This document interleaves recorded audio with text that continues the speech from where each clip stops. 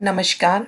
आज इस वीडियो में हम डिस्कस करेंगे डिजीज़ क्लासिफिकेशन के बारे में। जैसे एक ही सैंपल को हम अलग अलग पैरामीटर्स लगाकर अलग अलग कैटेगरीज में क्लासिफाई कर सकते हैं, वैसे ही डिजीज़ेस या फिर पादप रोगों को भी हम अलग अलग पैरामीटर्स पर क्लासिफाई कर सकते हैं। मैं आपको एक एक करके अलग अलग पैरामीटर्स बताऊंगी और उसके बेसिस पर डिजीज़ कितने प्रकार की होती है वो भी डिस्कस करूंगी। तो पहला क्लासिफिकेशन है based on plant parts affected, यानी पौधे के कौन से पार्ट को अफेक्ट कर रही है वो डिजीज़, उसके बेसिस पर डिजीज़ दो तरीके की होती है। एक होती है लोकलाइज्ड, दूसरी होती है सिस्टमिक। लोकलाइज्ड जैसे हमें पता चल रहा है कि लोकल एरिया में है या किसी एक पर्टिकुलर प्लांट पार्ट पर ही इफ़ेक्ट कर रही है वो, जैसे कि या तो किसी के फ्रूट्स पे या किसी के लीव्स पे, तब हम उसको लोकलाइज्ड कहते हैं। लेकिन जब पूरा प्लांट उससे अफेक्टेड हो जाता है, यानी डिजीज़ अंदर प्लांट के अंदर से होते हुए एक चैनल से दूसरे चैनल पे जाके पूरे प्लांट को अफेक्ट करती है, तब हम उसको सिस्टमिक कहते हैं। और इस बेसिस पर हम रूट डिजीज़ेस या स्टेम डिजीज़ेस या फोलियर डिजीज़ेस इस तरह के नामकरण कर देते हैं। दूसरा क्लासिफिकेशन है based on perpetuation and spread, यानी वो जो कॉजल ऑर्गेनिज्म है जो डिजीज़ कॉज कर रहा है वो किस तरीके से स्प्रेड होता है। अब या तो वो सॉइल बॉर्न हो सकता है, यानी जो पैथोजन है यानी जो डिजीज़ कॉज कर रहा है कॉजल ऑर्गेनिज्म, वो एजेंसी ऑफ सॉइल के थ्रू परपेचुएट होता है या स्प्रेड होता है, या फिर वो सीड बॉर्न है।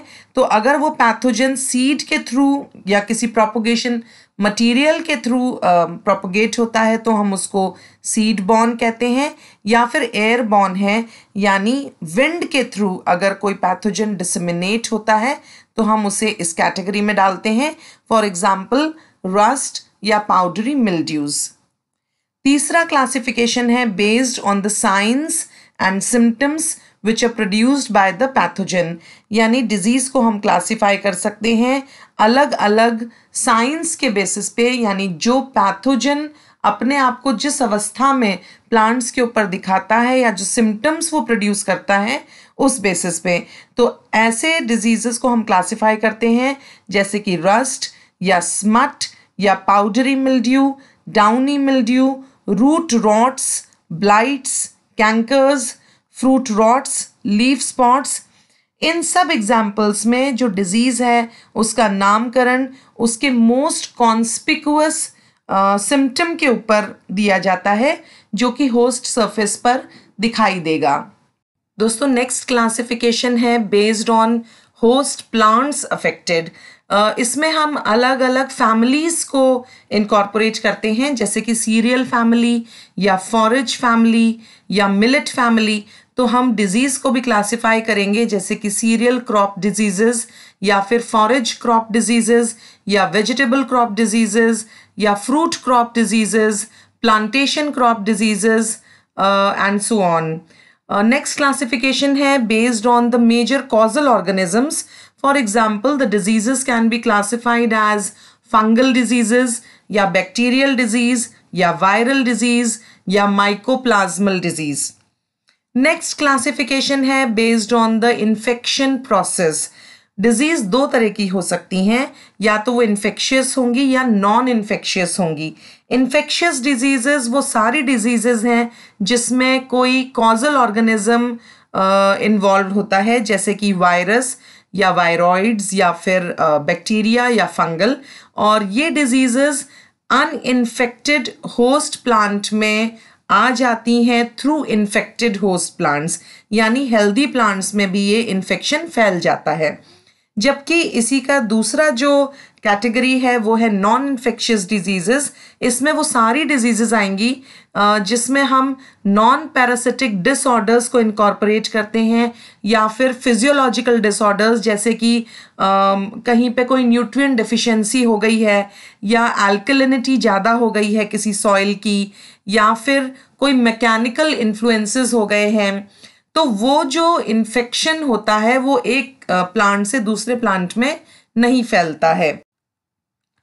दोस्तों नेक्स्ट क्लासिफिकेशन मैं लूंगी एनिमेट डिजीजेस का, यानी वो डिजीजेस जिनका कोई कॉजल ऑर्गेनिज्म है in relation to their occurrence, यानी कि वो साल में कितनी बार होती हैं या 2 साल में कितनी बार होती हैं और कितना एरिया वो कवर अप करती हैं।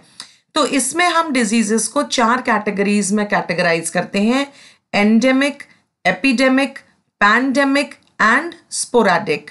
तो एक एक करके हम इसको डिस्कस करेंगे। तो पहली कैटेगरी है एंडेमिक डिजीज की। ये मोर और लेस कॉन्स्टेंटली प्रेजेंट होती हैं फ्रॉम ईयर टू ईयर, जैसे कि डेंगी या फिर मलेरिया, और ये मॉडरेट से सिवियर फॉर्म में होती हैं और किसी पर्टिकुलर जोग्राफिकल एरिया जैसे कि कंट्री या डिस्ट्रिक्ट या लोकेशन में ही ये फैलती हैं। दूसरी कैटेगरी होती है एपिडेमिक या फिर एपीफाइटोटिक डिजीज को इसको कहते हैं हम, और ये थोड़े ज़्यादा एरिया में होती हैं, लेकिन periodically particularly in a very severe form ये आती है, और they might be occurring in the locality every year, लेकिन कभी कभी वो बहुत सिवियर फॉर्म ले लेती है due to some favourable environmental conditions, जो कि कुछ कुछ साल में इनको मिलते चले जाते हैं।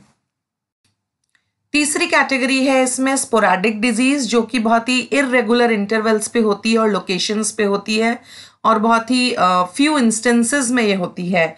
और चौथी कैटेगरी है पैंडेमिक डिजीज।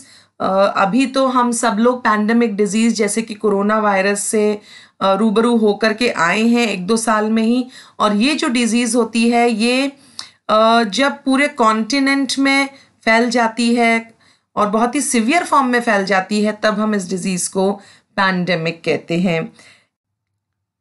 तो दोस्तों आज के वीडियो में इतना ही। नमस्कार।